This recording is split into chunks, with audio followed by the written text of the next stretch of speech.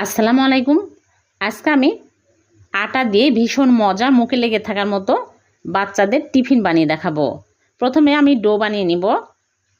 5 minute ধরে do মথে নিতে হবে হালকা কুসুম গরম পানি দিয়ে। তারপরে ঢেকে রেস্টে রেখে দেব 1 ঘন্টা। 1 ঘন্টা পর আমি ফিরে আসলাম। ডোটা বাতাস বের করে দিব। তারপরে ফিরিতে নিয়ে হাত দিয়ে চেপে চেপে বড় করে নিব।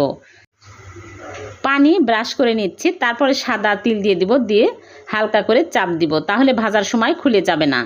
তারপরে আমি হালকা আঁচে ভেজে নিব।